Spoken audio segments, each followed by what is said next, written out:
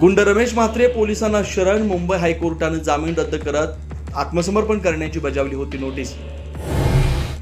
सोनम वांगचुक यांच्या पत्नीची दिल्ली हायकोर्टात याचिका. सोनम वांगचुक यांना खासगी रुग्णालयात नेण्याची मागणी, तर उपचारांना सहकार्य करा, दिल्ली हायकोर्टाचे आदेश. दिल्लीतील जंतर मंतरवरील आंदोलनाला पाठिंबा देण्यासाठी ठाकरेंच्या शिवसेनेचे आज मुंबईत आंदोलन. उद्धव ठाकरे, आदित्य ठाकरे उपस्थित राहणार.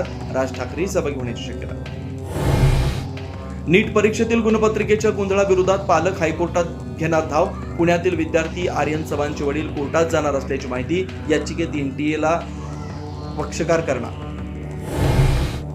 शिवसेना नेते रवींद्र धंगेकर आणि त्यांच्या पत्नी नॉट रिचेबल. पुणे पोलिसांचं पथक शोधासाठी रवाना. खलील शेख आत्महत्या प्रकरणी धंगेकर दाम्पत्यावर गुन्हा दाखल. आषाढी एकादशी निमित्त उपमुख्यमंत्री एकनाथ शिंदेंकडून पंढरपुरात पाहणी दौरा.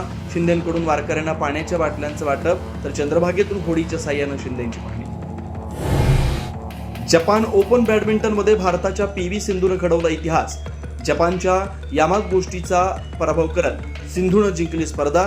जपान ओपन जिंकणारी सिंधू पहिली भारतीय खेळाडू. राहुरी तालुक्यातील कोलार खुर्द इथं साई मंदिरासमोर कंटेनरच्या धडकेत महिलेचा जागीच मृत्यू. मुलगा व 8 वर्षाची नात थोडक्यात बचावले.